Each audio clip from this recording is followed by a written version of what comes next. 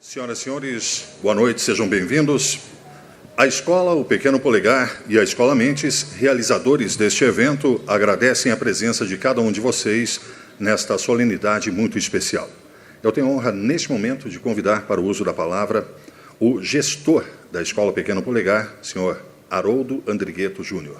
É uma grande responsabilidade abrir um evento onde recebemos alguém tão humano, notório e necessário para a sociedade. Apontado pela Folha de São Paulo como o autor mais lido da década, Dr. Augusto Cury dispensa apresentação, dada a sua imensa contribuição em mais de 60 países sobre o processo de construção de pensamentos.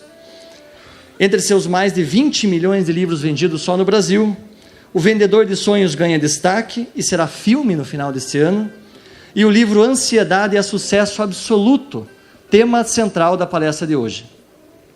É uma grande honra estar entre vocês, dividindo esse momento. Foi a primeira vez que vi tantas pessoas ansiosas para falar sobre ansiedade. Nas redes sociais, indicavam amigos e marcavam outras pessoas também, supostamente muito ansiosas por esse momento. A realidade é que hoje a ansiedade é por encontrar caminhos para diminuir os nossos pensamentos acelerados. A nossa preocupação com o futuro, a nossa grande expectativa de reconhecimento, nossa dificuldade em lidar com as preocupações, com as perdas, frustrações, em final, com as nossas próprias mazelas e medos. Como gestor da Escola O Pequeno Polegar, que aplica o programa Escola da Inteligência, posso dizer que estamos revolucionando completamente as relações entre alunos, famílias e professores. Estamos construindo relações saudáveis e cruzando mundos até então intocáveis entre pais e filhos, entre professores e alunos, com relatos surpreendentes. Temos criado experiências de emoção em sala, únicas e eternas para a formação de cada vez mais mentes brilhantes. Assim, encontramos de fato um meio para se evitar que as gerações futuras passem pelo que nós estamos passando. Evitamos que adoeçam por suas próprias mentes e não sejam miseráveis no único lugar que deveriam ser bem-sucedidas. Realizar esse evento nesta noite simboliza algo muito especial. Todos nós podemos ser autores de nossa história e hoje pode ser o primeiro passo para cada um de vocês. Sejam bem-vindos, sintam-se acolhidos pelo Pequeno Polegar e pela Escola Mentes. É um grande prazer receber cada um de vocês. Muito obrigado.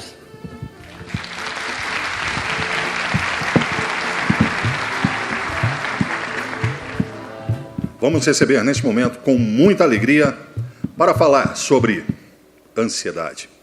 Como enfrentar este grande mal do século, Dr. Augusto Cury.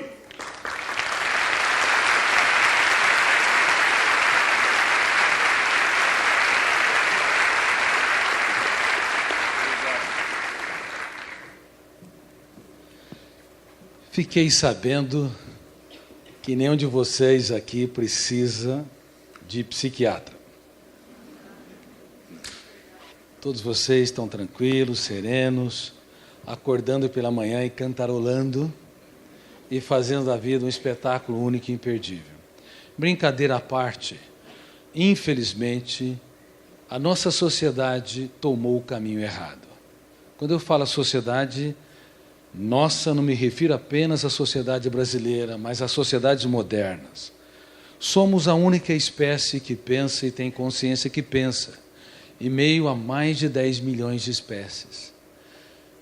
Pelo fato de construirmos o espetáculo dos pensamentos, deveríamos usá-lo como ferramenta para que a nossa história fosse um show imperdível de prazer e tranquilidade, mas nunca a transformamos num espetáculo de terror e de estresse.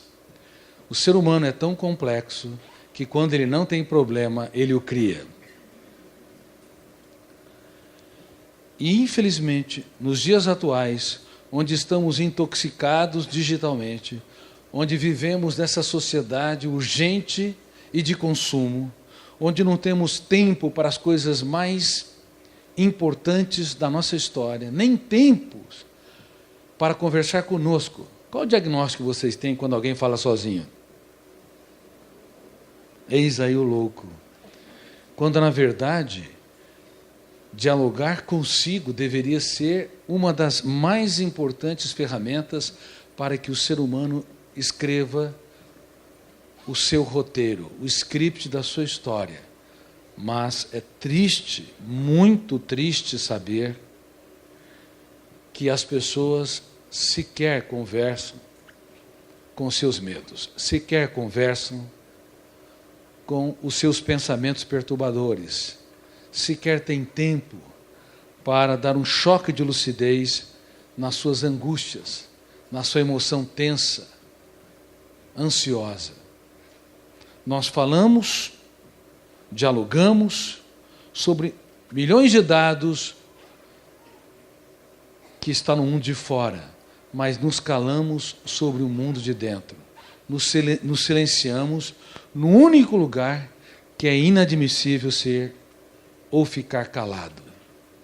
Queridos amigos, por isso que na atualidade nós que esperávamos ter a geração mais alegre de todos os tempos, até porque estamos diante da mais poderosa indústria do lazer, paradoxalmente, temos a geração mais triste que já pisou nessa terra.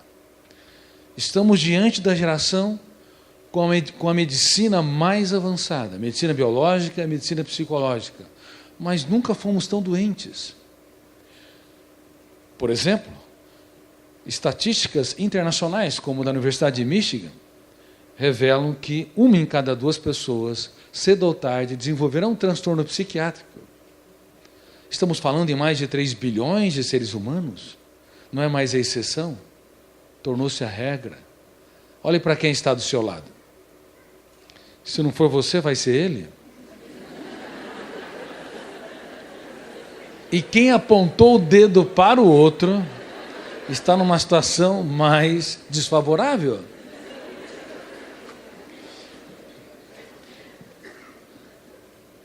Um 1 bilhão e 400 milhões de pessoas desenvolverão o último estágio da dor humana, a depressão.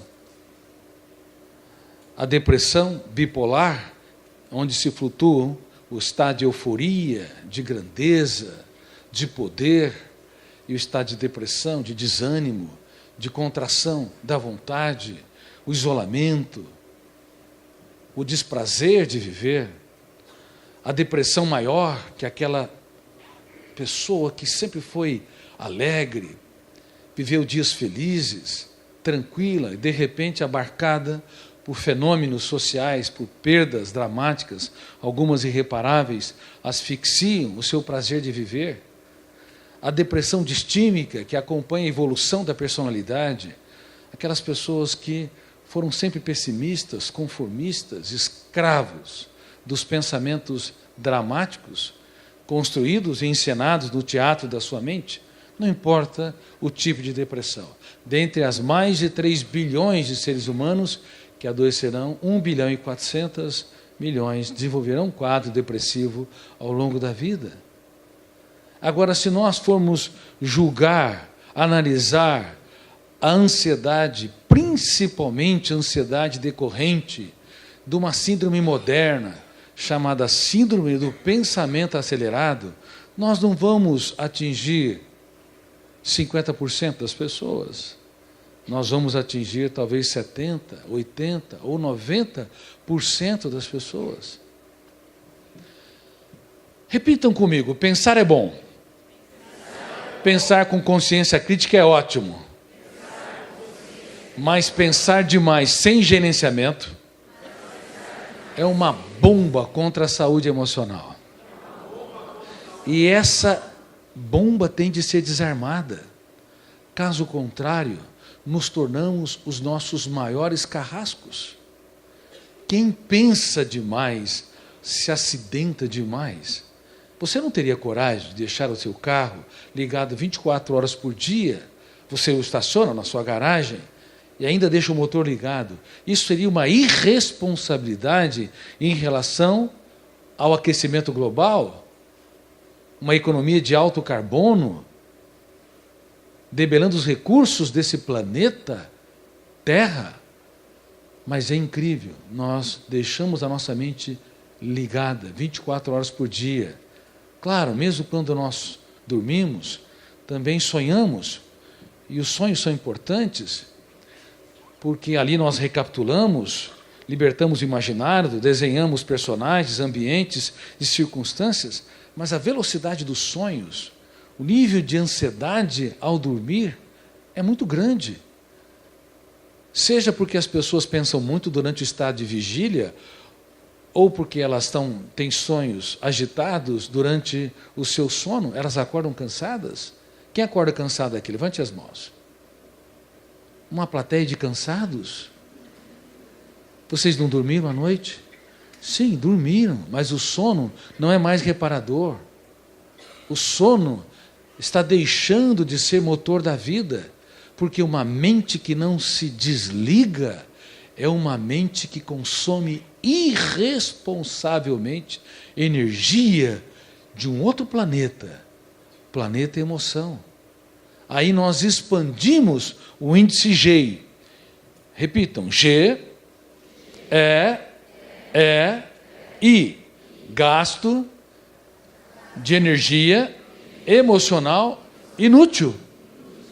Quem pensa excessivamente, sem controle, gasta energia emocional e intelectual de forma inútil. Provavelmente, mais de 50% ou 60% da energia que nós gastamos não imprime prazer, não imprime alegria, não imprime criatividade, não nos faz reinventar. É um gasto inútil, um gasto atroz, que esgota a emoção e esgota o cérebro. Quem tem dores de cabeça ou dores musculares aqui? Levante as mãos. Eu vou tomar um pouco de água. 80%, 90% desta plateia magna está como esse microfone.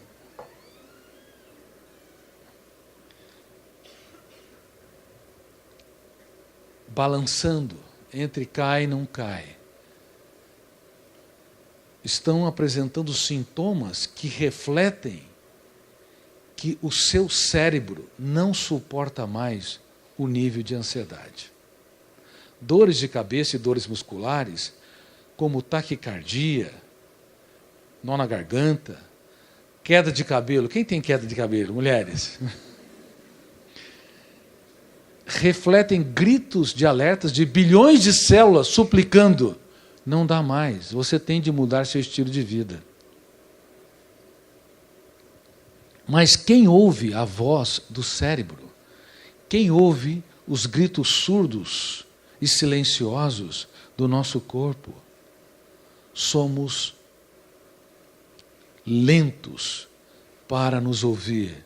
Não suportamos uma torneira pingando, não suportamos um ruído diferente no nosso veículo, mas suportamos os estertores dramáticos do nosso corpo, porque nós não prestamos atenção nos avisos, nos sinais de que estamos num processo de falência física e emocional. Quando me formei na faculdade de medicina, na década de 80, uma em 20 pessoas desenvolvia um tumor cancerígeno. E nós esperávamos que no século XXI, controlando o tabagismo, alcoolismo, pesticidas, poluição ambiental e a má nutrição, sobrariam fatores endógenos, de dentro, ou seja, fatores genéticos. Então as estatísticas seriam muito mais generosas. Uma em 50 ou uma em 100 pessoas desenvolveria um tumor cancerígeno. Mas eu tenho trabalhado com pesquisadores do mais alto nível nesse país e no mundo. E eu tenho falado sobre as estatísticas e sobre fenômenos importantíssimos. Entre eles, nós estamos não 1 para 50, 1 para 4, 1 para 5.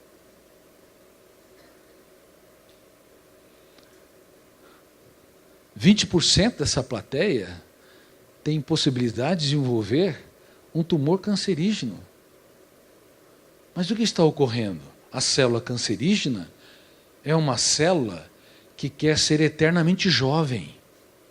Ela desrespeita a homeostase do organismo, o equilíbrio do corpo. 10 trilhões de células ou mais.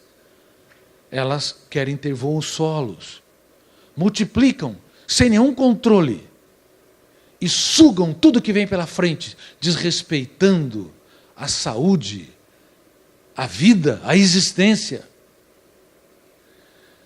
E uma mente hiperpensante com um pensamento acelerado, tenso, que não se desliga, é um dos fatores que também promove ou desencadeia ou dificulta o combate de anticorpos das células cancerígenas. Portanto, é um dos fatores que nós temos de levar em conta porque estamos adoecendo dramaticamente, porque estamos desenvolvendo tantos tipos de cânceres.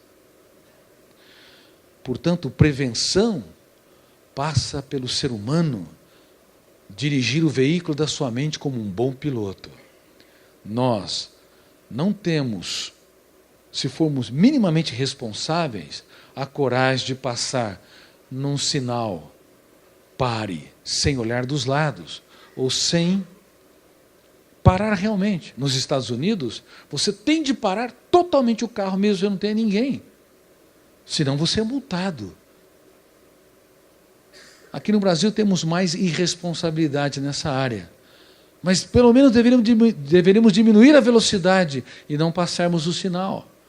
Mas é incrível, na nossa mente, o nosso veículo mental, nós não temos a mínima habilidade ou desenvolvemos as mínimas capacidades para desacelerar, falar, espera um pouquinho, eu não sou obrigado a comprar aquilo que não me pertence. Alguém me ofendeu, eu não vou atravessar o sinal. Alguém é chato, está errado, me caluniou, me criticou. Por que eu sou obrigado a entrar como um trator em alta velocidade, passando por cima de tudo e de todos?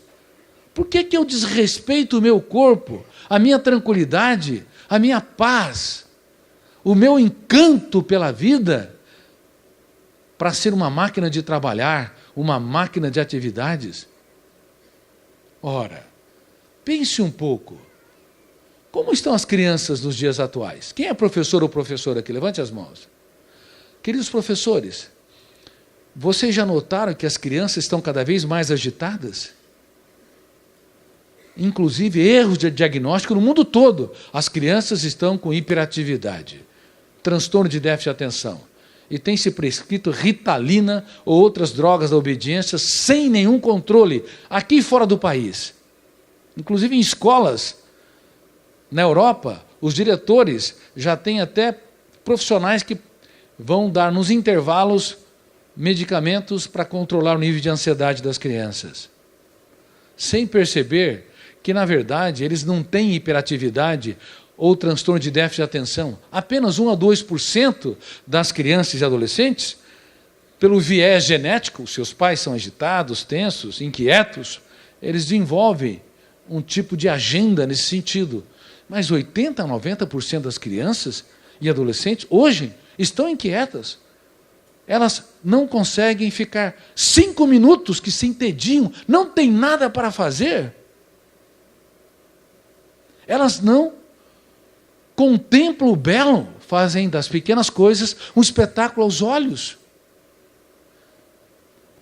Elas erram os mesmos erros com frequência, porque não elaboram experiências, porque uma mente hiperpensante, uma mente agitada, quando você está diante da dor, a dor não é trabalhada pelo eu para formar uma janela light, saudável, que imprime a capacidade de pensar antes de reagir, de se colocar no lugar do outro, de trabalhar perdas e frustrações, resiliência, como nós não elaboramos. Então, ao invés de gerar uma janela saudável, light, geramos uma janela killer, tensa, que aumenta os níveis de ansiedade e intolerância a frustrações. Pequenas contrariedades geram um impacto muito grande. essas crianças e adolescentes, bem como os adultos de hoje, estão desenvolvendo coletivamente a síndrome do pensamento acelerado. O excesso de informação conspirou contra a mente humana, porque nós acreditávamos que a quantidade de dados é que forma o pensador. Quem tinha mais informações comparativamente? Einstein, no passado, naquela firma de patentes, sem nenhum apelo intelectual, ou os engenheiros e físicos, os bons engenheiros e físicos da atualidade? Quem? Comparativamente. Einstein desenvolveu, com 27 anos, uma das mais complexas teorias das ciências. Mas a quantidade de dados dele era menor do que os excelentes engenheiros e físicos da atualidade. Mas por que eles não produzem teorias, novos conhecimentos, novas ideias? Por que não rompe o cárcere da rotina? Porque não é a quantidade de dados que forma o pensador, mas a capacidade como você os reorganiza. Não é a quantidade de tijolos num terreno baldio é que vai determinar o grau de habilidade de um arquiteto, mas a maneira como reorganiza esses tijolos e materiais. Senão se torna lixo. Eu falo com muita segurança sobre isso, porque com muita humildade, sem nenhuma ostentação, eu produzi uma das raras teorias da atualidade sobre o processo de construção de pensamentos e o processo de formação de pensadores, como homens e mulheres saíram fora da curva. Que ferramentas eles utilizaram intuitivamente para libertar o imaginário, para construir ideias inovadoras, para se reinventarem nas dificuldades. Hoje nós estamos, inclusive nas teses de mestrado e doutorado, no estricto senso, tendo dificuldades enormes de produção de novos conhecimentos. Somos tão preocupados em produzir teses que tenham notas máximas e com louvor, que esquecemos da rebeldia, do prelúdio, da capacidade de correr riscos, da capacidade de usar a arte da dúvida, para duvidar de tudo que nos controla, dos paradigmas, das nossas verdades, das verdades vigentes, para construir novas ideias. Quem nunca tiver intimidade com a arte da dúvida será um escravo de estímulos programados. Vai reagir com seus filhos, reagir com a vida, reagir diante de si da mesma maneira. A síndrome do pensamento acelerado, ela é atroz. Ela transforma o ser humano brilhante num ser humano opaco, o ser humano ousado num ser humano encarcerado pela rotina, o ser humano que pode empreender num ser humano conformista e, às vezes, até coitadista, com pena, com autocompaixão. Repitam comigo: quem vence sem riscos, triunfa sem glórias. Perdas, fracassos, crises, vaias, fazem parte do processo. Ninguém é digno do pódio se não utilizar os seus fracassos para conquistá-lo. Ninguém é digno da sabedoria se não usar as suas lágrimas para irrigá-la. E as decisões mais importantes da vida são solitárias. Não pense que as pessoas vão estar aplaudindo você, vão estar te apoiando. Às vezes, nem as pessoas que você mais ama estarão do teu lado. E você tem de correr riscos para tomar determinadas decisões familiares, profissionais, acadêmicas, sociais. Mas uma mente hiperpensante adia. E quanto mais sucesso, mais ela tem dificuldade de tomar atitudes para preservar a sua saúde, para enriquecer a sua história e produzir novas ideias. O sucesso é mais difícil de ser trabalhado que o fracasso. O risco do sucesso é ser escravo da necessidade neurótica de mantê-lo em todas as áreas. É por isso que as grandes ideias foram produzidas na infância dos pensadores. As fórmulas matemáticas grande parte foram produzidos por meninos, 18, 20 anos, adolescentes. Porque quando vem o reconhecimento, os aplausos, os títulos acadêmicos, tem-se medo de andar por ares nunca antes respirados. Aí nos tornamos mentalmente engessados, vítimas da ansiedade, da necessidade tensa de seguir um roteiro pré-definido. E aí pais veem os seus filhos com problemas, eles não se reinventam. O garoto é arredio, tenso, ansioso, então os pais vão dar bronca, vão criticar. Casais começam o seu relacionamento no céu do afeto. Parece que nunca vão se separar. Há casais que você olha que são tão melosos, que é bem para lá, querido para cá. Eles suportam frio, tempestade, mau humor da sogra, do sogro, da vida. Mas sem gestão da emoção, os casais começam no céu do romance e termina a relação no inferno dos atritos.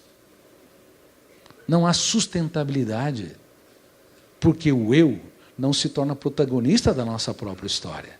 Nos tornamos vítimas das mazelas e misérias, vítimas das janelas traumáticas, vítimas da rotina massacrante que a sociedade imprime, vítimas do nosso engessamento, o nosso controle doentio sobre as capacidades, as habilidades que poderiam nos levar muito, muito longe. Um controle que não é autocontrole livre, solto, leve, espontâneo. É um controle encarcerante. Não apenas drogas viciam, mas comportamentos também viciam. Pessoas viciam em pessoas. E viciamos em dar as mesmas respostas para os mesmos problemas.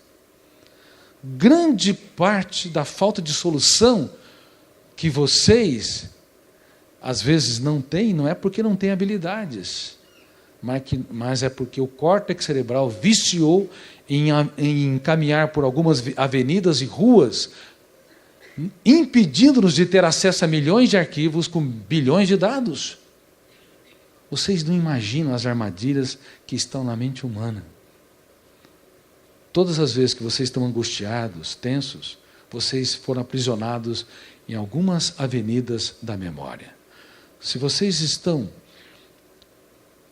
com sentimento de culpa, autopunição, autoabandono, se sente que a vida falta de sabor, prazer, encanto, tenha certeza, vocês são prisioneiros. Eu sou prisioneiro, porque todas as emoções dependem das janelas que se abrem no córtex cerebral.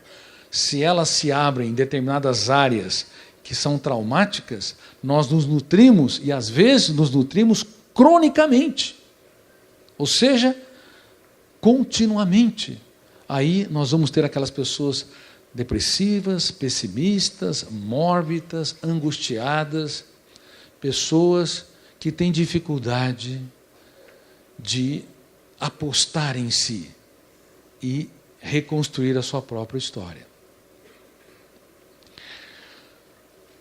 Reitero, portanto, que a síndrome do pensamento acelerado tem sido confundida com um transtorno de déficit de atenção ou hiperatividade que tem um viés genético. Nós mexemos na caixa preta do funcionamento da mente pelo excesso de dados, citei número 1, pelo excesso de atividades. Eu tenho dado conferências para magistrados, muitas plateias de magistrados, juízes de direito, e eu tenho dito que todos nós somos contra o trabalho laboral escravo, crianças trabalhando em minas, todas sujas, sem direito a estudar, a brincar, a ter uma existência leve e suave, uma formação da personalidade rica. Mas o que nós não percebemos é o trabalho intelectual escravos. Crianças que têm tempo para tudo, mas não para ter infância. Colocamos elas no excesso de atividades, querendo formar mentes brilhantes, e nós sem perceber, viciamos o córtex cerebral delas a precisarem de muito para sentir pouco. Pais que dão presentes em excesso para os seus filhos cometem um crime sem precedente. É melhor dar raramente presentes e dar aquilo que o dinheiro não consegue comprar, ou seja, falar das suas lágrimas para os seus filhos chorar as deles, falar dos seus fracassos para que eles entendam que ninguém é digno do pódio se não utilizá-los para conquistá-lo. É muito melhor dar aquilo que o dinheiro não consegue comprar do que dar aquilo que o dinheiro pode comprar, porque o excesso de estímulo material vicia as crianças em determinadas avenidas e ruas, usando a metáfora da cidade, ou seja, são prisioneiras no córtex cerebral, não conseguindo se reinventar, libertar o seu imaginário, ser bem-humoradas, ter encanto pela vida e fazer dela um show, mesmo quando o mundo desaba sobre nós. Estamos vivendo a era dos mendigos emocionais e não estamos sabendo disso. No século XVIII para o XIX, na França, houve a era dos mendigos. Tantas guerras, corrupção econômica, política, controle de uma minoria por uma maioria, produção de alimentos escassas, insegurança, portanto, alimentar. Tropeçava-se em mendigos, 1/3 da população tinha malnutrição.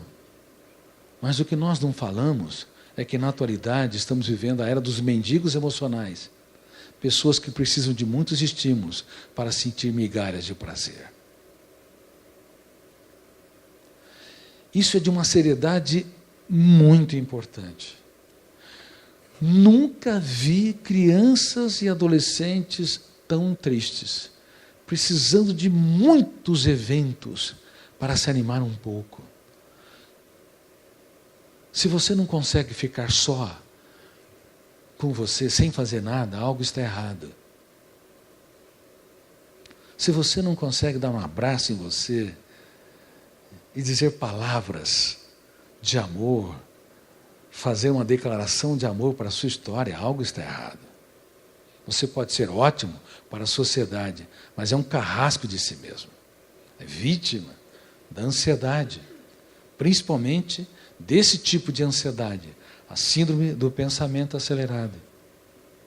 Excesso de informação, excesso de atividade, excesso de uso de aparelhos digitais, o dia inteiro clicando, aquela paranoia. E manda mensagem para os amigos. Ninguém curtiu, tem um ataque de raiva. O dia todo. E não consegue desligar daquela bendita máquina, daquele bendito celular, 1 hora. Dá um ciricutico. As pessoas não conseguem mais fazer a viagem fundamental, a mais relevante viagem que um ser humano deve empreender nesta belíssima e curtíssima trajetória existencial. Uma viagem para dentro de si mesmo.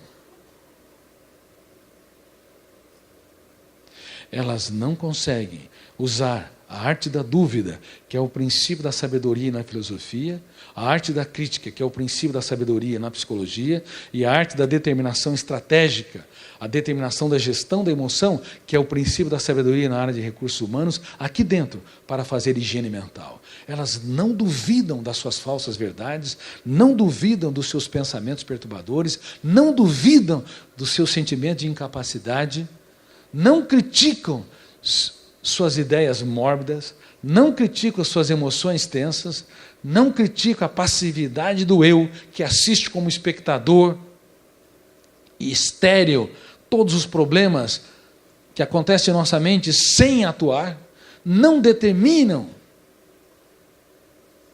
ser líder de si mesma, não determinam ser protagonista da sua própria história, gerir a sua emoção.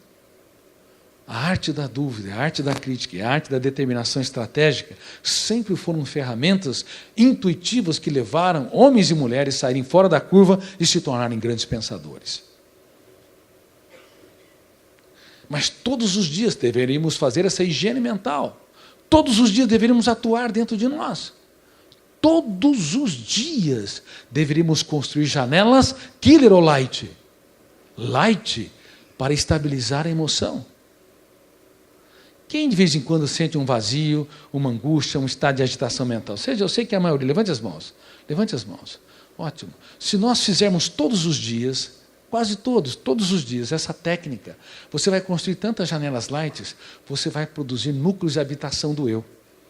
Aí você vai, ao longo de 6 meses, 1 ano, 2 anos, ter um prazer muito mais consistente, profundo, um estado de satisfação mais rico, uma capacidade de contemplar o belo mais intensa, uma capacidade de não vender a tua paz por um preço vil, de maneira mais inteligente, mas sem gestão da emoção, nós somos uma folha ao léu do vento, sob a orquestra do vento. Se sopra muito, quase nos desligamos da copa da árvore, se sopra pouco, falta refrigério, enfim, não tem estabilidade, nem profundidade.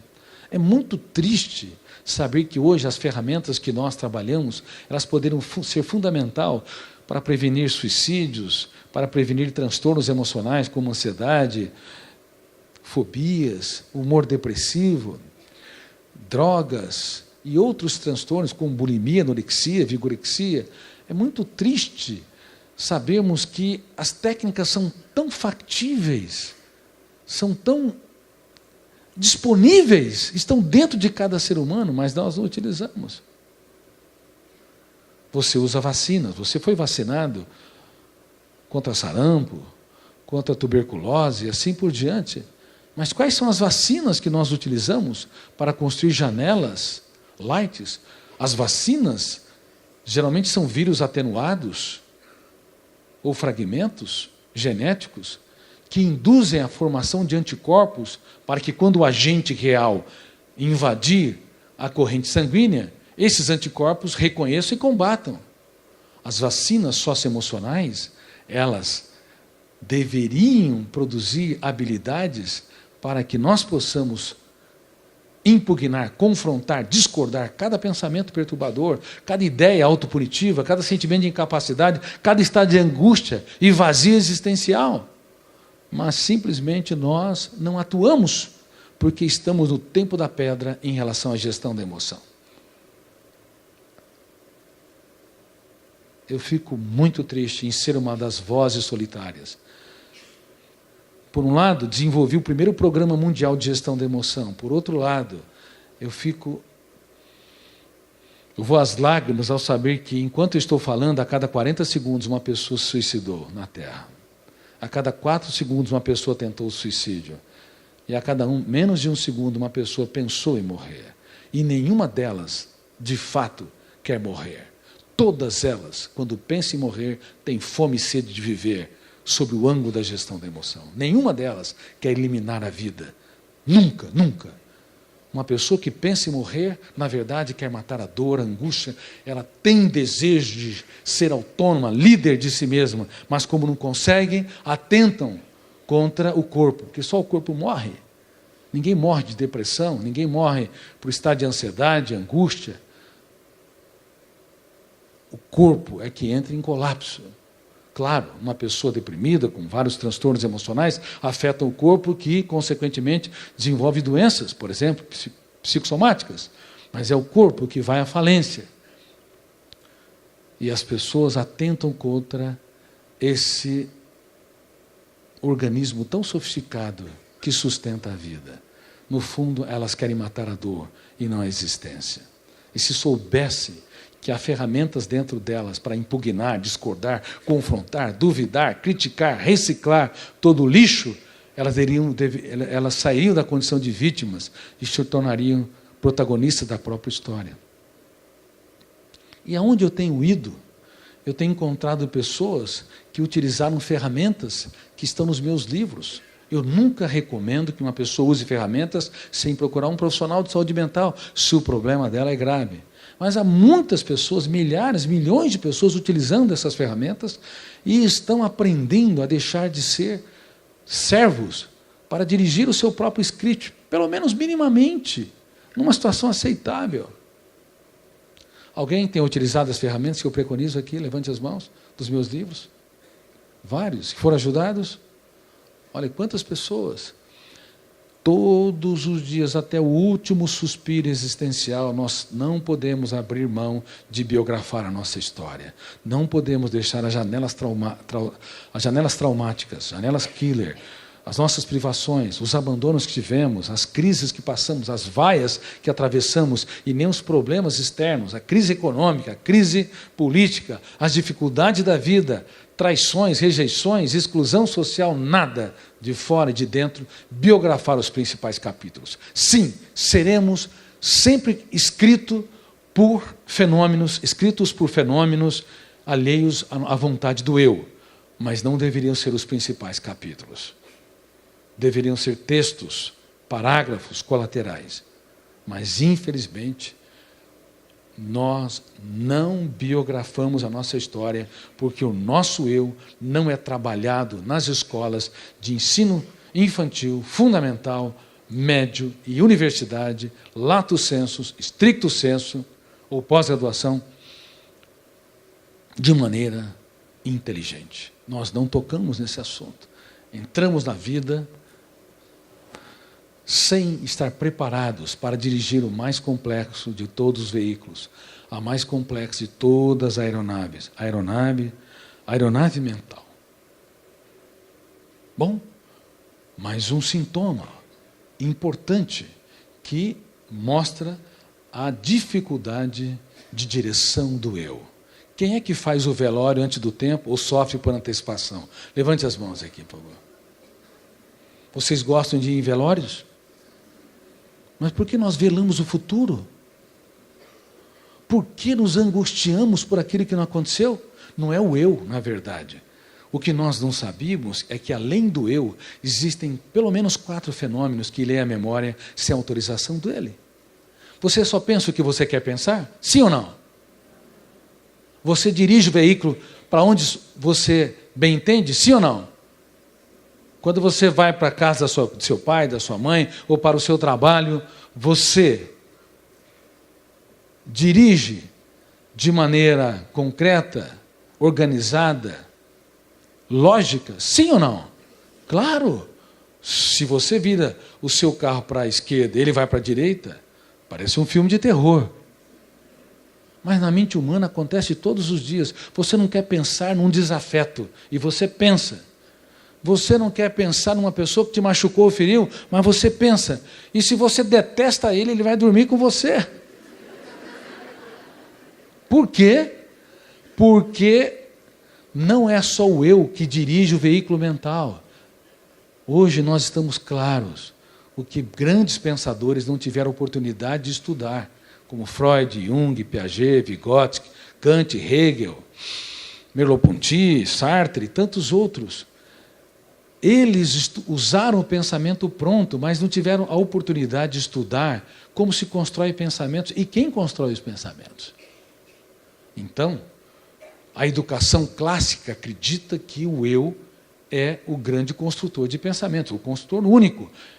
Professores ensinam milhões de dados sobre o mundo em que estamos, para que lá na frente nós tenhamos, no ensino médio, ou na universidade, ou pós-universidade, habilidades fundamentais, como pensar antes de reagir, se colocar no lugar do outro, resiliência, capacidade de se reinventar no caos, altruísmo, solidariedade, gestão da emoção.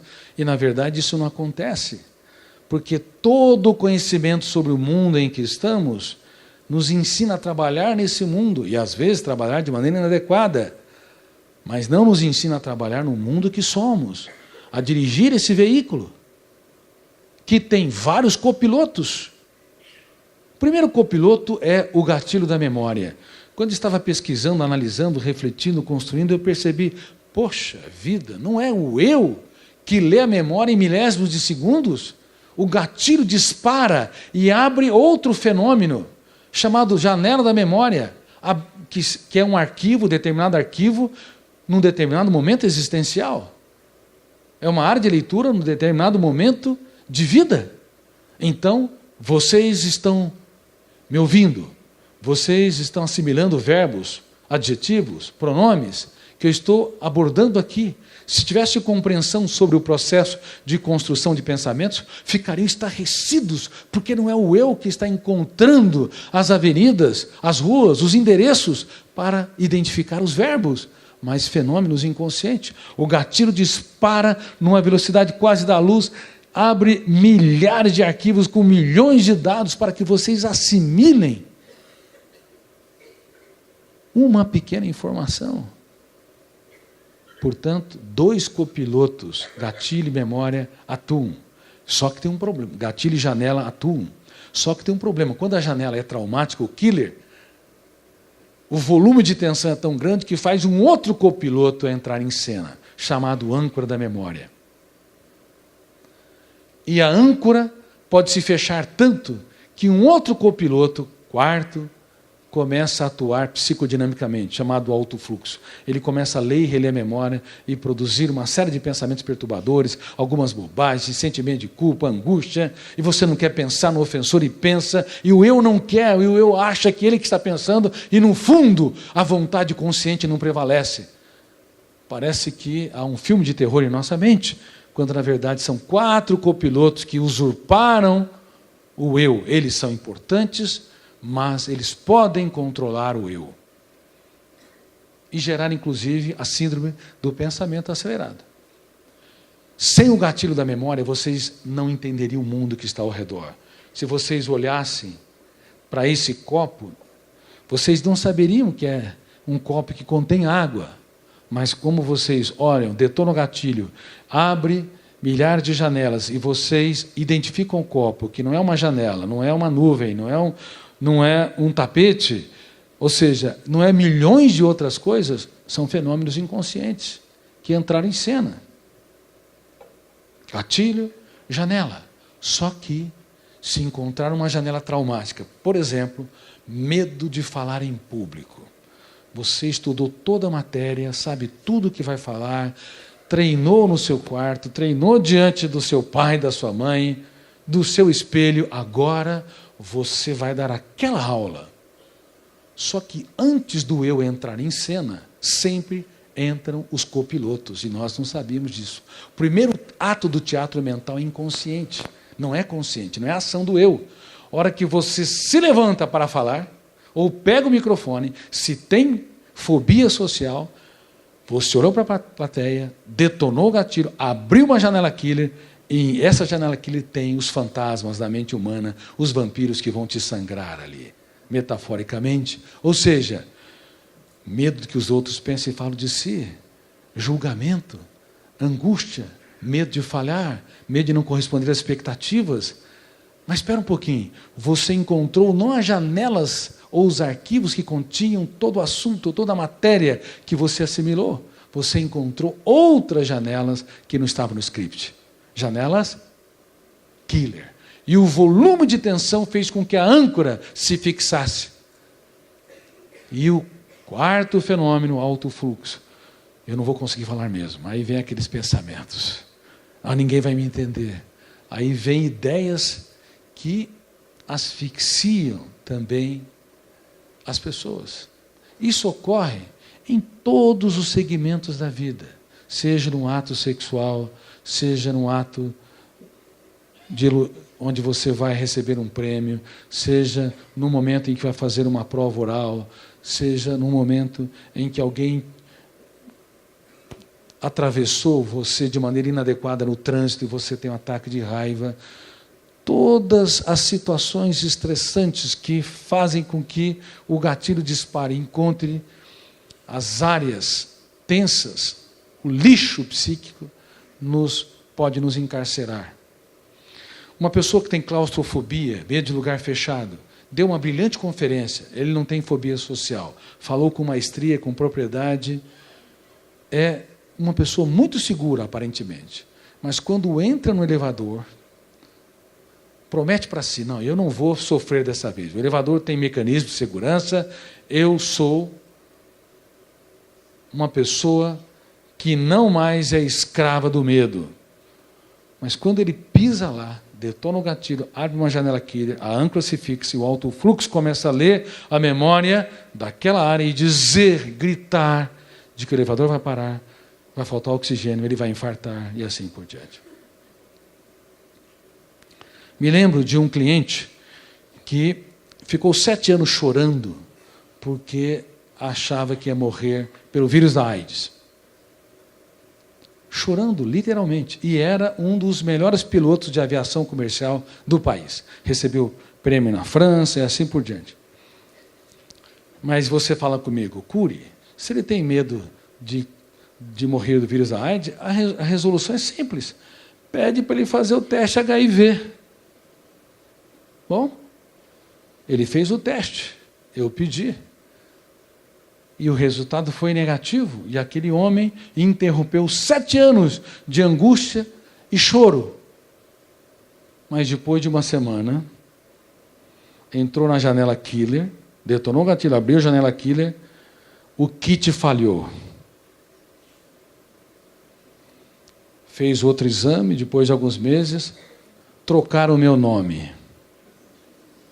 Sempre vai haver desculpas para sermos escravos no único lugar que deveríamos ser livres.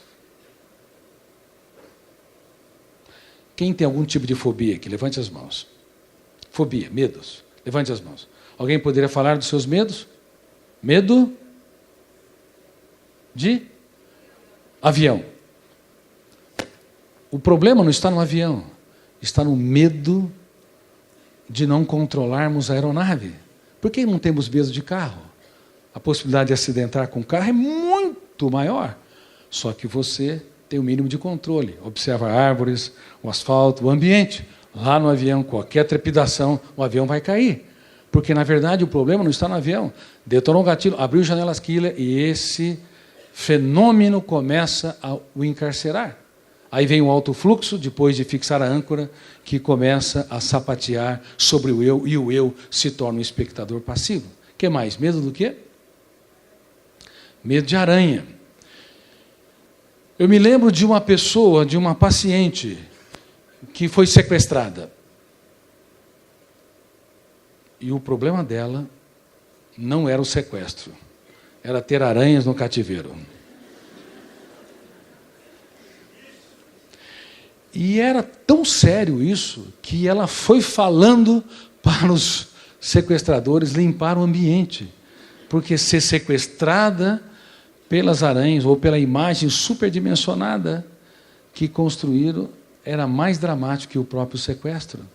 Porque o que está registrado nas janelas da memória é que define o drama humano. O seu drama não é definido pela realidade do objeto externo. O seu drama é definido pela realidade interpretada, registrada nas janelas. Por isso que há pessoas que têm todos os motivos para serem felizes e são tristes. Conhece pessoas assim? Infelizmente, o ser humano ele constrói mais masmorras, mais presídios de segurança máxima do que nas grandes cidades. E o nosso objetivo final é atuar discordando, confrontando, impugnando tudo que está dentro, porque se você não faz, você não se torna protagonista da sua história. A cada quanto tempo, em média, nós tomamos o banho? Vamos usar esse exemplo. A cada quanto tempo, em média? A cada 24 horas. Tem pessoas que não gostam muito de banho. Nós falamos sobre isso numa conferência que eu dei ontem para gestores de educação. Tem pessoas que demoram 2 ou 3 dias para tomar banhos. Outros 1 semana. Nesse friozinho, então, a lá perfume. Eu já tive pacientes que tomavam 40 banhos por dia, por causa desses fenômenos. Tomava banho, quando se enxugava, detonava o gatilho, abria uma janela killer, achava que a toalha estava suja, que o ambiente estava poluído. A âncora se fixava e o quarto fenômeno, alto fluxo. Se ela não voltasse para o banho, o nível de ansiedade era tão grande que ela não conseguia suportar, então ela tinha que fazer o ritual. Por isso, nós temos essa doença, transtorno obsessivo compulsivo. A compulsão é o comportamento exterior, a obsessão é definida por todos esses 4 fenômenos que atuam encarcerando o eu. E quando nós fazemos a higiene física, o objetivo é evitar que bactérias e vírus e poluentes nos agridam. Agora, e a higiene mental? Todos os dias nós produzimos pensamentos que nos levam a sofrer pelo futuro ou ruminar o passado. Quem rumina perdas, mágoas e frustrações? Levante as mãos. Pode ser sincero. Obrigado pela honestidade. Uma boa parte. Ou chafurdamos na lama do passado, ou resgatamos o futuro de maneira sombria e asfixiamos o único momento solene em que é possível ser feliz, relaxado e realizado. Só no presente, somente no presente, vocês podem ter saúde emocional, liberdade, criatividade, encanto pela vida, prazer, satisfação, amor, coragem. Todos esses fenômenos são frutos do único tempo solene chamado presente. Mas toda pessoa que sofre pelo futuro ou rumina o passado porque tem uma mente ansiosa, asfixia o mais notável espaço para ser um ser humano brilhante, rico, empreendedor, o espaço do presente, o espaço de tempo do presente. Agora, a higiene mental, ela deveria ser aplicada tanto quando nós chafurdamos a lama das perdas, das mágoas, do ódio, do sentimento de vingança, da dificuldade de perdão, quanto em relação às preocupações do futuro. Mas como nós não atuamos, há um fenômeno inconsciente que vai arquivando todo o lixo psíquico que se encena no palco. Saiba de uma coisa, nada que se encena no palco. Se você tem um ataque de raiva, daqui a pouco ele vai passar. Daqui a 1 hora ele passa. Se você tem um sentimento de culpa importante, não há sentimento de culpa que dure 24 horas. Ele pode se renovar no outro dia, mas ele se dissipa depois de algumas horas. Você se distrai, a não ser que tenha uma depressão grave em que retroalimenta os pensamentos continuamente. Uma pessoa que ganha o Oscar, por exemplo, o Oscar de melhor ator ou atriz, está super feliz. Não há emoção que dure mais do que algumas horas. Daqui a pouco estará na festa do Oscar, será frustrado por um garçom, por um colega, um desafeto, e vai dissipar aquela energia emocional. A emoção, ela se renova todos os dias no tempo presente. Ela precisa se renovar porque ela não tem estabilidade plena, completa. O pensamento é mais fluido ainda. O pensamento dura alguns segundos. Você produziu, ele se foi. A emoção pode durar horas. Bom, a questão é, se o nosso eu não atua em relação à construção de emoções tensas, elas vão embora do palco, mas não vão embora da mente, vão para os bastidores inconscientes. Há um fenômeno chamado RAM, Registro Automático da Memória. Poderiam repetir? Ele arquiva tudo nos bastidores da mente, formando as janelas. 90% das janelas são neutras, 10% das janelas são killer, traumática ou light. O problema é que a quantidade de janelas killer ou traumática é tão grande que vai asfixiando o prazer de viver.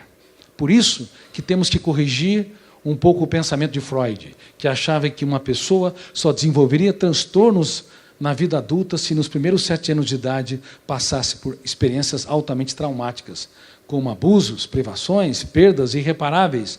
Hoje nós sabemos que mesmo tendo tido uma infância feliz e uma adolescência saudável, se o eu não aprende a gerir a emoção, um estímulo estressante, uma vaia, uma crítica, uma rejeição, uma humilhação pública, uma crise financeira, uma traição, é registrado como janela altamente traumática, chamada janela killer duplo P, duplo poder, poder de encarcerar o eu, poder de fixar a âncora e o fenômeno do alto fluxo, o quarto fenômeno, lê e relê a memória, e quanto mais lê e relê, mais produz pensamentos e ideias angustiantes, e mais o fenômeno RAM registra de volta no inconsciente, nos bastidores da memória, desertificando áreas nobres. Portanto, reitero, em qualquer época podemos adoecer se não aprendemos a fazer higiene mental. Se você produziu, portanto, fenômenos que te angustiem, cumpre a você discordar, confrontar, criticar, atuar, ter um caso de amor com a sua saúde psíquica. E se fizéssemos isso, nós não teríamos 3 bilhões de seres humanos adoecendo, desenvolvendo transtornos mentais, e nem 1% desses 3 bilhões se tratarão. Por quê? Porque é caro, não é disponível. Muitos ainda têm preconceito, achando que um transtorno psiquiátrico é fruto de pessoas débeis, frágeis, quando, na verdade, cada ser humano é imperfeito, tem suas fragilidades, tem seus momentos difíceis, deveria se colocar como um ser humano em construção. Porque a autopunição e a autoabandono é a pior de todas as solidões. Se a sociedade me abandona, a solidão é suportável. Mas se eu mesmo me abandono, a solidão é intolerável. Portanto, se o meu eu impugna, discorda e confronta nos primeiros 5 segundos, o lixo psíquico não registra de maneira traumática. Você não tem horas para atuar na sua mente. Você não tem minutos. Você tem 5 segundos no máximo. Você deve ser rápido. Seus filhos devem ser rápidos. Os seus alunos devem ser rápidos. Em 5 segundos você não faz um grande discurso. E nem faz uma grande caminhada. Apenas dá alguns passos. Mas em 5 segundos nós podemos mudar uma história para o bem ou para o mal. Um professor que fala em sala de aula, você não vai virar nada na vida, para um aluno.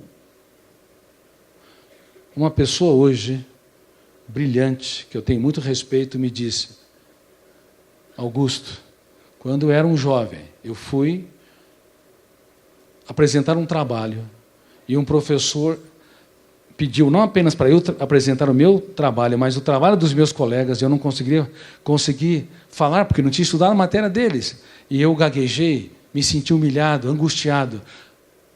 E aquilo registrou uma janela killer, e a partir daí ele se tornou gago. Em 5 segundos, você pode mudar uma história para o bem ou para o mal. Pais que falam para os seus filhos, você só me decepciona. Ou casais que falam um para o outro, eu não sei porque eu estou com você até hoje. Eu não te tolero. Cuidado.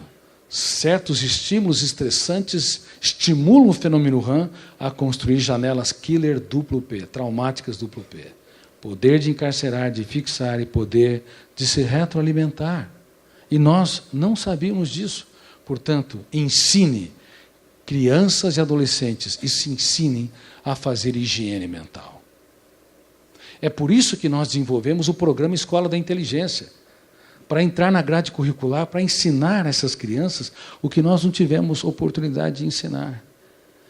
Foram 30 anos desenvolvendo esse projeto. Talvez um dos poucos, se não o primeiro projeto mundial nesse sentido. E nós vamos às lágrimas ao ver os resultados. Crianças com 7 anos de idade falando para o seu pai: papai, você perdeu o seu autocontrole. E hoje estava na escola Pequeno Polegar, com mais de 100 crianças de 7, 8, 9, 10 anos. Eu perguntei: o que vocês aprenderam? Um jovem falou: aprendi, tinha 8 anos, a não ser escravo dos meus medos. Aprendi a pensar antes de reagir o outro. A outra: aprendi que eu não devo querer tudo rápido e pronto, que eu devo ter paciência. Aprendi a me colocar no lugar do outro. Funções que nós, na escola clássica, não aprendemos, porque no máximo as escolas ensinam os valores, ética, honestidade e outros valores que todas deveriam ensinar. Mas as habilidades socioemocionais deveriam fazer parte de todo o currículo. E é por isso que eu lhes falo com muito desprendimento que eu renunciei aos direitos autorais do programa para que ele seja acessível às crianças e adolescentes do país e fora do país. Nosso grande sonho, criança e adolescente, entrem nesse sonho. Vamos ajudar a humanidade, porque saibam que a regra das regras de ouro de uma pessoa feliz é quando ela entende que ajudar o ser humano a se reinventar, dar o melhor que temos para aqueles que pouco têm. Ou seja, fazer os outros felizes é a melhor maneira de irrigar a nossa própria felicidade. Agora, deixe-me perguntar, quem é que aqui já tentou mudar alguma pessoa teimosa? Levante as mãos. Parabéns, vocês a pioraram. O pensamento é real ou virtual? Vou explicar esse fenômeno, que é um dos mais complexos da psicologia, da psiquiatria, das ciências humanas, e que pouca gente conhece, inclusive profissionais competentes da área, porque não tiveram oportunidade de estudar a natureza e não apenas os tipos e processos de construção dos pensamentos. O pensamento é real ou virtual? Real ou virtual? Quem acha que é virtual, levante as mãos. Complicaram as suas vidas. Quem acha que é real, levante as mãos. Complicaram muito mais ainda. Quem não acha nada? Tua situação não é boa.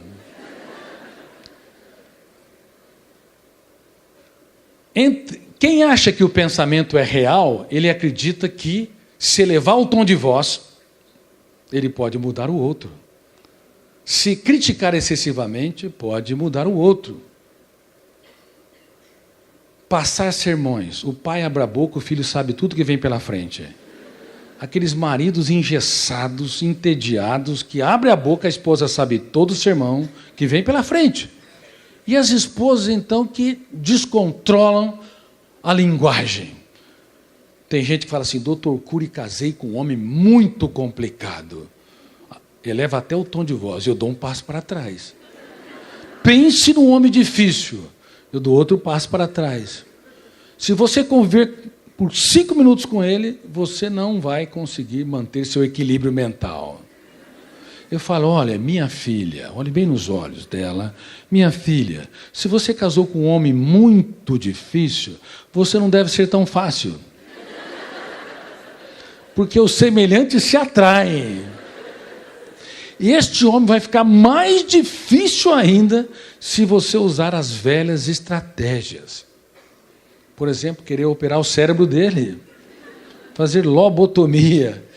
Não adianta elevar o tom de voz, não vai resolver. Criticar excessivamente não vai resolver. Passar sermões não vai resolver. Comparar, não compare seu marido com o outro, não vai resolver, entendeu? Porque conviver no mesmo teto é muito diferente de conviver com ocasiões sociais. Não vai resolver fazer chantagens e pressões. Vou dar uma ferramenta maravilhosa.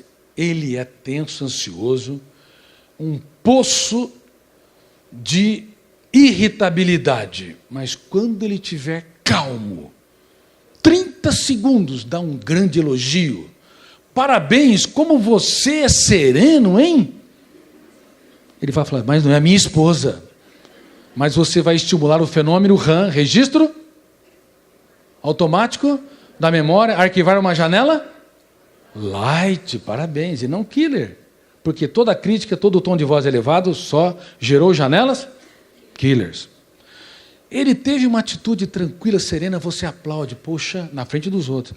Nossa, eu sou muito feliz em ser casado com meu marido, e o marido está ouvindo. Ele é uma pessoa tão serena, tão tranquila, tão inteligente algumas vezes. Ele vai falando, não é possível. Plantou janela.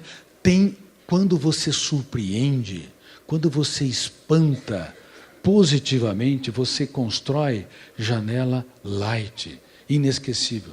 Olha, não resolve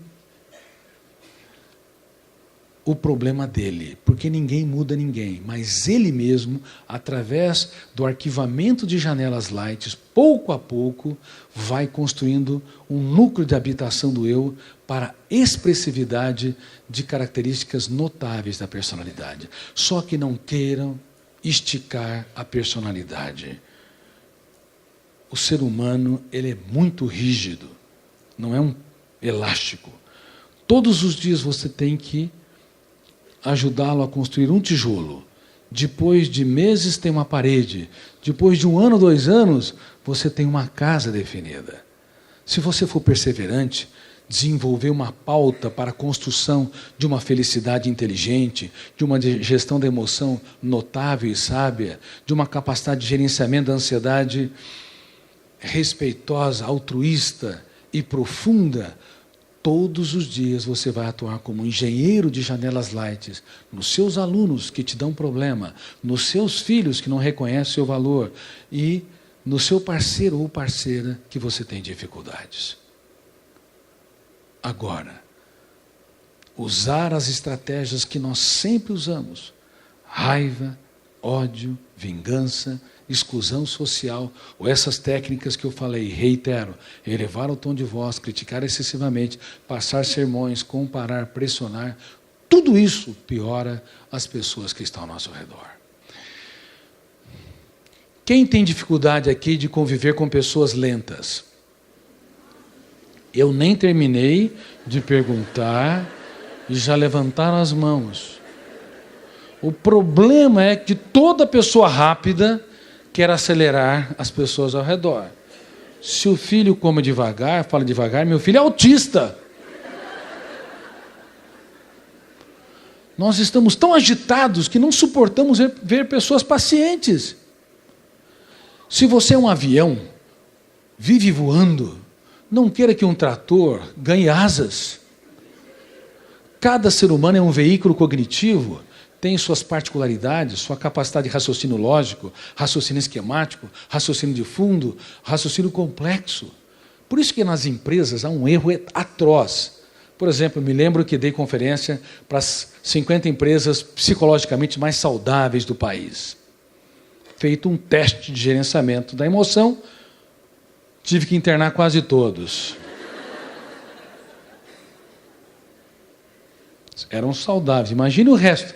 E os especialistas, diretores de recursos humanos, como não têm consciência e conhecimento mais profundo das camadas da mente humana, coloca todo mundo: esse sujeito fez engenharia de produção, ele tem que trabalhar desse jeito. Esse aqui é engenheiro mecânico desse jeito. Essa fez, ela é bilíngue, ela tem que trabalhar assim, assado.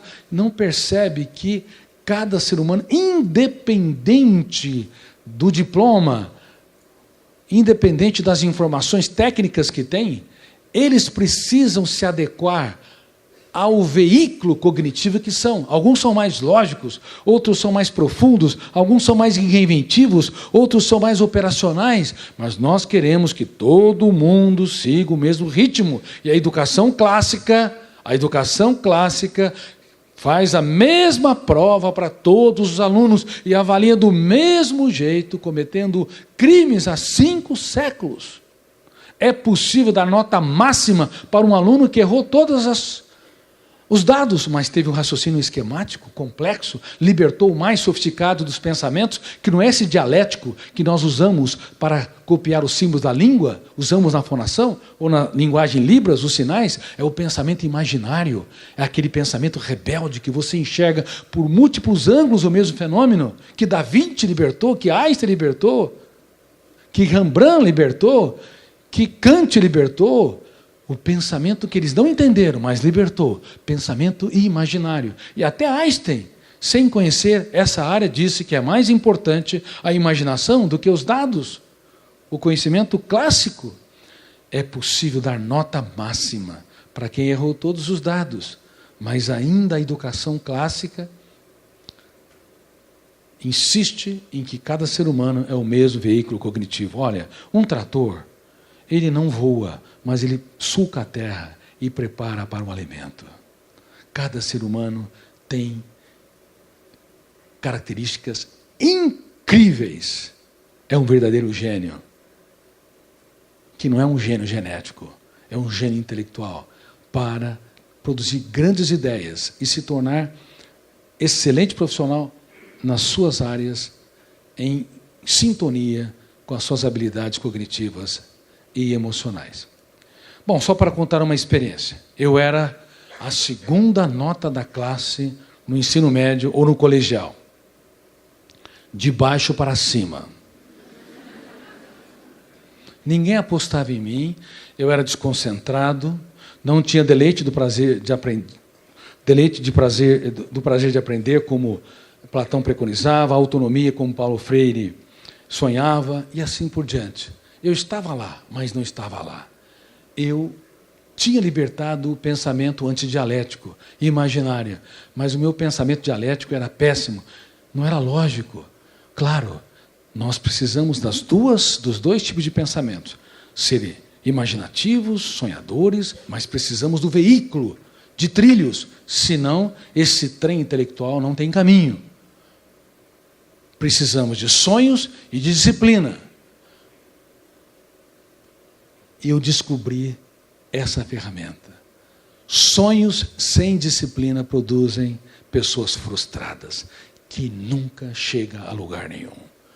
Pessoas altamente imaginativas e criativas podem ter graves problemas se não tiver disciplina. E disciplina, por outro lado, sem sonhos, produz pessoas autômatas, robotizadas, que só obedecem a ordens, que não pensam em outras possibilidades, que não andam em ares nunca antes respirados, que não aceita dizer coisas novas para os seus filhos, para os seus alunos, para o seu parceiro ou parceira, que não consegue encantar os seus colegas de trabalho, que chega da mesma maneira, na mesma rotina no ambiente profissional. Não dá um abraço, olha, conte comigo, olha, obrigado por você existir, olha o que eu posso contribuir para que a empresa seja mais viável. Que tal fazermos isso e aquilo? Não. Mente engessada. Entra de um jeito e sai do mesmo jeito, dia após dia, num tédio mordaz. Seja no trabalho, seja na atividade acadêmica, seja na atividade social e familiar. Mentes engessadas não provocam, inspiram, encantam filhos, parceiro, parceira, amigos, amigas, colegas de trabalho. Bom, eu uni sonhos com disciplina e comecei a estudar pelo menos 12 horas por dia. E entrei na faculdade de medicina. Claro, antes, reunidos meus colegas, antes desses fenômenos, todo mundo estava reunido para falar do futuro, um queria ser engenheiro, outro professor, outro agrônomo, e eu falei, eu quero ser um médico e um cientista. Silêncio geral. Esse tipo de silêncio é terrível. Aí depois vinham as risadas, pior ainda. Aí eu percebi que, se depender da torcida, eu não ia a lugar nenhum. Aí eu entendi que as principais decisões são solitárias. Não espere nada das pessoas. Se vier é ótimo, mas não conte. 12 horas por dia, sonhos e disciplina. E entrei na faculdade. E quando entrei na faculdade, eu nunca consegui ser um estudante de medicina como todo mundo. O professor saía do leito dos pacientes. Ele acabou de dar uma aula de câncer. Usava a palavra sigla CA para não constranger o paciente. Falava sobre perspectivas, atuação, medicação, cirurgia.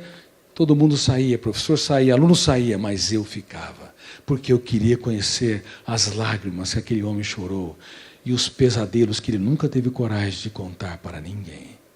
E eu anotava e eu descobria que cada ser humano é um mundo a ser descoberto. Cada ser humano é simplesmente notável. E aí comecei a passar por uma crise depressiva que me estimulou a construir novas ideias e estudar a minha mente para me entender minimamente. E eu percebi que eu não tinha gestão nenhuma do veículo mental. Era sociável, tinha muitos amigos, sorria por fora, mas não tinha estabilidade e profundidade por dentro. Comecei a escrever. No 6º ano já tinha 400 páginas escritas. E depois de 25 anos, eu recebi um título de membro de honra de uma academia de gênios da Europa. E eu pensei comigo, Augusto Cury, como você engana bem, hein? Você era a 2ª nota da classe. Eu nunca fui um gênio genético, com uma capacidade de armazenamento da memória fantástica, recita tudo. Até porque, hoje com os computadores mais medíocres têm uma capacidade de armazenamento ou de recitação melhor que qualquer um de nós. O que nós estamos preconizando hoje, e meus livros são utilizados em institutos de gênios, de sobredotados.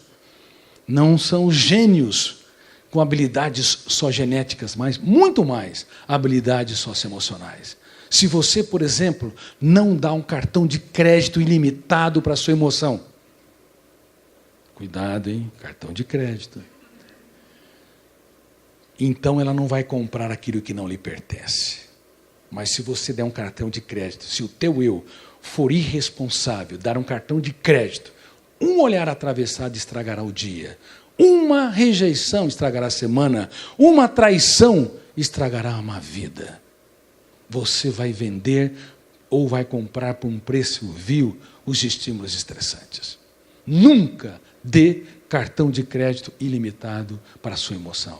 Ela será sempre ingênua, nunca passará de 1 ano de idade. A emoção não pode gerir a si mesma. Quem tem de geri-la? Quem? O eu, que representa a consciência crítica, a capacidade de escolha, a autonomia. Mas o eu não é trabalhado nas escolas. Nós usamos o pronome eu como realizador de tarefas. Eu posso, eu quero, eu vou, eu ando, eu paro. Mas o eu que eu me refiro é o eu líder de si mesmo. Todos os dias, o eu deve duvidar daquilo que nos controla, como ele disse, criticar cada ideia perturbadora, gerir a emoção. Todos os dias, o eu não pode gravitar na órbita do que os outros pensam e falam de si. Ele tem que impugnar sofrimento por antecipação, ruminação de perdas e frustrações. Todo dia, o eu tem que atuar como biógrafo dos principais capítulos da nossa história. Mas como ele é mal formado, ele não atua. A emoção tem um cartão de crédito ilimitado, fazendo com que crianças, adolescentes e adultos vivam uma vida miserável, ainda que seja aplaudida. Uma vida opaca, ainda que esteja debaixo dos holofotes da mídia. Uma vida paupérrima emocionalmente.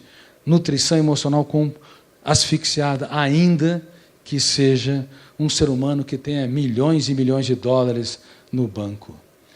Queridos amigos, se vocês entenderem esse fenômeno, vocês se tornam cada vez mais protagonistas da sua própria história. Mas saibam, por favor, saibam que essas ferramentas dependem de treinamento, não dependem de heroísmo. Porque se vocês não treinarem, vocês não desenvolvem a sua genialidade. Hoje, se você gerir a tua emoção, você é um gênio na saúde emocional. Se você impugna cada pensamento perturbador, você é um gênio na sua qualidade de vida. Se você liberta o seu imaginário e anda por ares nunca antes respirados, você vai se tornar um gênio na criatividade. Se você abraça mais e julga menos, aplaude mais e critica menos, na sua empresa, na sua casa, você vai ser um gênio nas relações interpessoais. Essa genialidade não genética, que são habilidades fundamentais e que são passíveis de serem treinadas em cada ser humano, farão toda a diferença para que possamos ter uma mente brilhante no teatro social e não sermos espectadores passivos usando essa metáfora.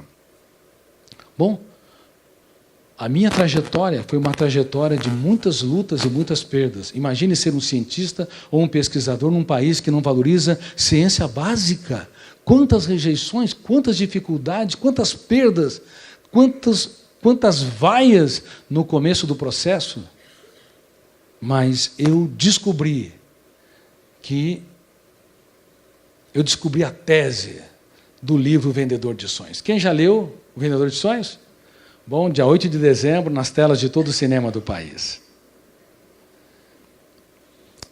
O Jaime Monjardim, há um mês, ele me ligou dizendo: Cury, eu estou aqui com a primeira edição do filme, falei para 3 amigos verem, não tinha trilha sonora, efeitos especiais, mas eles estão encantados. Um deles está tão emocionado que quis te ligar, falar com você de todas as maneiras. Era o Renato Aragão, dizendo: Augusto, que filme é esse? Eu tenho que sair de barco de tantas lágrimas que eu chorei. E começou a recitar várias frases, dizendo que cada frase era um poema. E a Warner e a Fox estão muito animadas, de fato, com o projeto, porque falta roteiros profundos que nos levam a fazer uma viagem para dentro de nós mesmos. A maioria dos roteiros de cinema, se formos críticos minimamente, nós vamos perceber que é só para entreter rapidamente, mas não nos leva a trazer ferramentas para reescrevermos a nossa história. Bom, o vendedor de sonhos era um homem multimilionário que tinha tempo para tudo, mas não tinha tempo para a filha e nem para a esposa. E um dia percebeu que estava com todos os sintomas da síndrome do pensamento acelerado e percebeu que a sua filha perdeu o brilho nos olhos e a sua esposa também e resolveu pagar a conta. Na sua companhia aérea marcou uma viagem dizendo que depois, no retorno, seria o melhor pai do mundo. Correria atrás da sua filha, esconderia atrás das árvores, esconderia debaixo dos lençóis, provocaria os mais belos sorrisos. E a filha beijou, e a esposa abraçou. Agora eu tenho de volta aquele homem que me inspirou e que eu me casei. Mas não há céu sem tempestades e nem caminho sem acidentes. O tempo nem sempre é generoso quando o nosso eu não se torna autor da própria história. Quando ele ia voar, mais um telefonema, mais uma promessa não cumprida, mais um grande negócio. Mais uma vez ele extraiu lágrimas da filha. E eu não vou entrar em detalhes. Algo ocorreu muito, muito sério. E aquele homem, que era o quarto homem mais rico do mundo, ele se sentiu agora o homem mais miserável de todos os seres humanos. E vestiu-se com um maltrapilho, um mendigo, como ele se sentia dentro. E saiu agora vendendo aquilo que o dinheiro não pode comprar. Para as pessoas tristes, ele procurava vender alegria, pelo menos minimamente. Para os abatidos, procurava vender coragem. E para os que queriam desistir da vida, ele procurava vender uma vírgula. Para quê? Uma vírgula para escrevermos os capítulos mais importantes da nossa história, nos momentos mais difíceis da nossa vida. Vocês devem ser vendedores de sonhos, vendedores de vírgulas. Não coloquem pontos finais. Pontos finais, não coloquem. Dê desconto para as pessoas. Escreva capítulos nobres em dias dramáticos. Faça da vida não um espetáculo de tensão e ansiedade, mas um espetáculo de prazer, mesmo quando o mundo desaba sobre si. Claro, nos momentos de angústia, ansiedade, dor, humor depressivo, você recicla-se e dentro de si tem uma atitude inteligente de que os melhores dias estão por vir. Você não se curva diante das mazelas. Você não se curva diante dos fracassos. Você não se curva diante da autopunição atroz. Quem é que cobra demais dos outros? Levante as mãos. Quem é que cobra demais de si? Levante as mãos. A grande maioria. A autopunição é atroz. Pessoas excelentes para a sociedade cobram demais de si. São algozes de si mesmo. Você não se curva à autopunição. Sabe por quê? Porque você está sempre dando uma nova chance para si mesmo. Dê um abraço em você e permaneça abraçado. Dê um abraço em você. Feche os teus olhos. Você vai fazer uma declaração de amor para uma pessoa muito importante que você abandonou no traçado da sua história. Você mesmo. Faça uma declaração de amor. De hoje em diante, eu não quero me curvar. De hoje em diante, eu quero dar mais chance para você. Quero te abraçar. Eu quero dar risadas de alguns erros ou alguma estupidez. Declare algo. De hoje em diante, eu quero apostar em você. Eu quero gerir a minha emoção e ser autor mínimo da minha própria história. Declare algo nesse sentido, com as suas próprias palavras.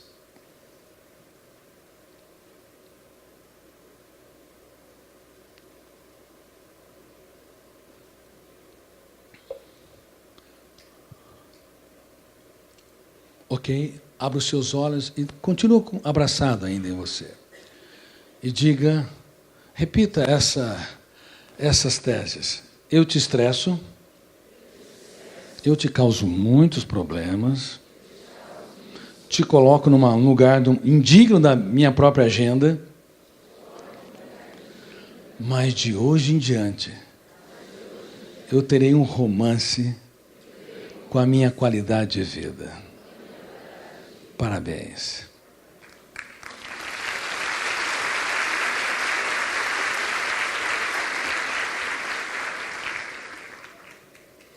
Bom, eu estou para encerrar. Vocês querem que eu pare? O tempo já está indo. Só vou contar uma breve história. Imagine na sala de casa um pai e uma mãe assistindo um filme e uma criança brincando, 4 anos de idade. O mundo sorri para ela, medo não faz parte do dicionário genético, medo é um processo aprendido. De repente aparece um extraterrestre na casa. Uma barata. Quem vê primeiro? Preconceito. Há muitos homens que sobem em cima da mesa e dão um escândalo. Vou ver se vocês aprenderam tudo o que eu disse com esse exemplo. Bom, mas vamos colocar a mulher tendo fobia de barata. Aliás, as mulheres são muito melhores que os homens. Elas amam mais, se entregam mais, são mais inteligentes, altruístas e dirigem melhor seus carros que os homens. Mas inventaram o cartão de crédito. Cuidado, brincadeira à parte, o estresse financeiro é um desastre. De repente, ela viu a barata, dá um grito estridente, entrou numa janela killer, fechou o circuito da memória e quase mata de infarto o marido. O marido não sabe se está ocorrendo um terremoto ou um ataque terrorista. Aí, quando abaixa a temperatura da emoção, ele vê a esposa subindo no estofado e gritando: mata aquela bandida! Mas só tinha um bandido aonde? No filme.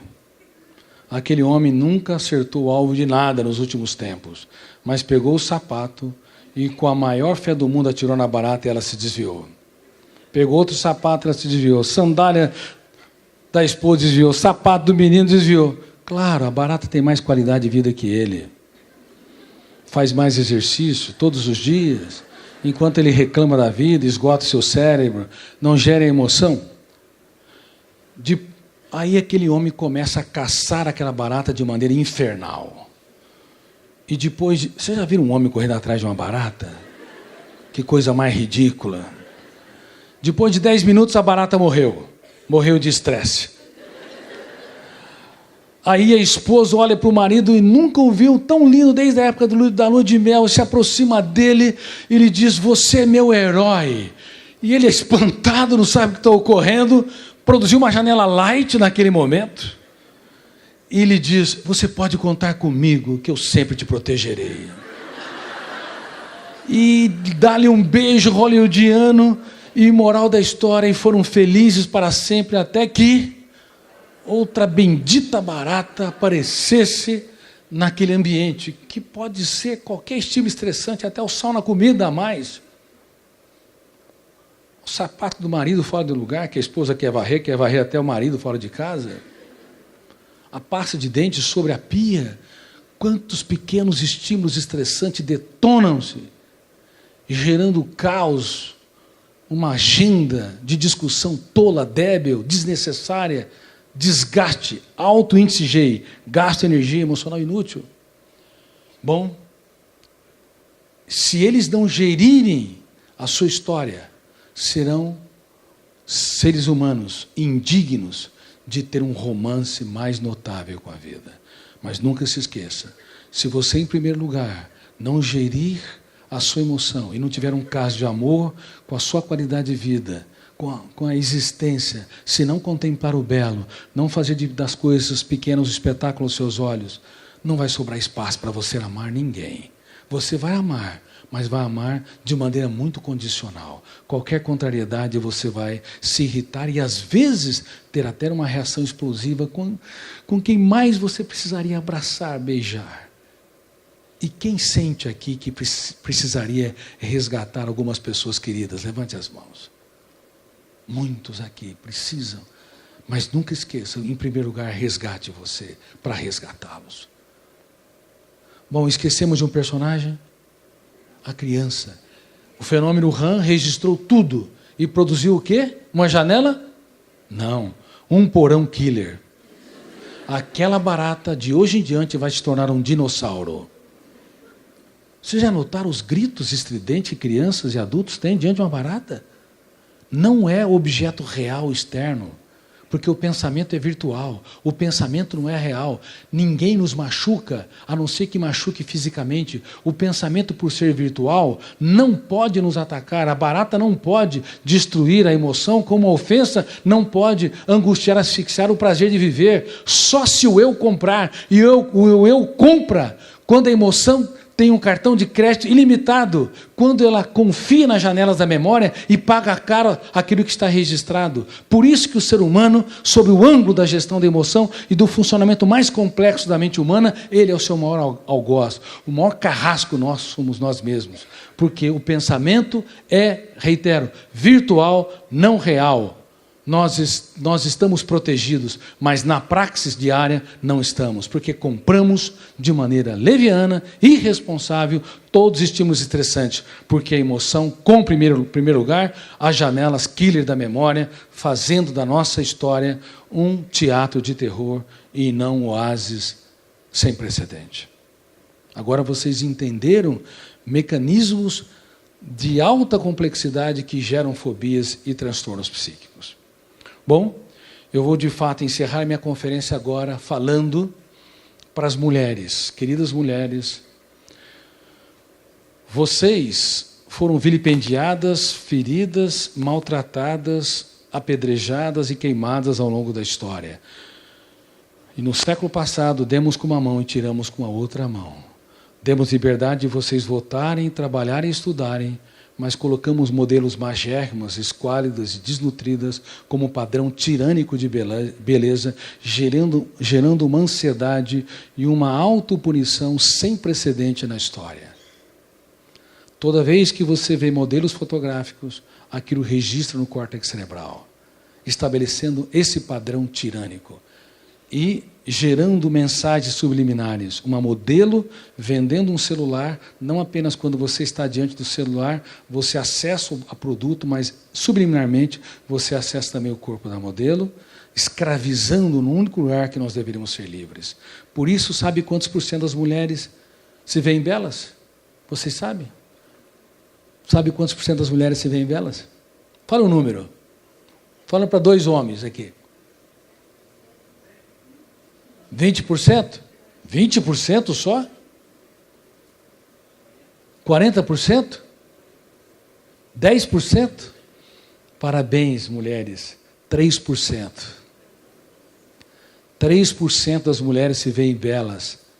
Tem um pleno caso de amor com o seu corpo e com a sua mente. Um desastre sem precedentes. Sabe quantas pessoas estão desenvolvendo anorexia e bulimia?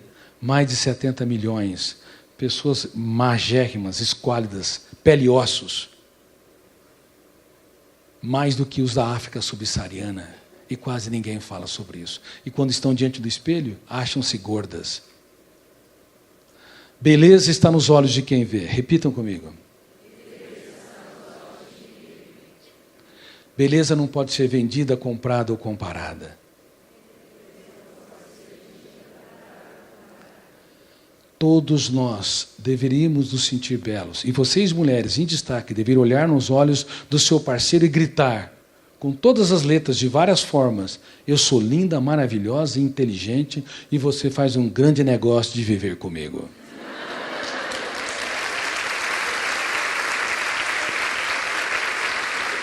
E acrescentem, e olhe lá, hein, se não me quer, tem quem me queira. Porque eu me quero, eu me quero, eu me amo, eu tenho cara de amor. Recitem essa filosofia poética, que é o extrato da minha conferência para encerrá-la. Que o meu eu seja gestor da minha emoção. E como gestor vou desacelerar os meus pensamentos. abraçar mais e julgar menos, dar tantas chances quantas necessárias para quem eu amo e para mim. E como gestor quero surpreender as pessoas, encantá-las. Eu quero me encantar, ter finais de semanas poéticos, desfrutar da vida e não fazer dela um canteiro de estresse. Por isso eu declaro, apesar dos meus defeitos, eu não sou mais um número na multidão, mas um ser humano único, uma estrela viva no teatro da existência. Muito obrigado por vocês existirem.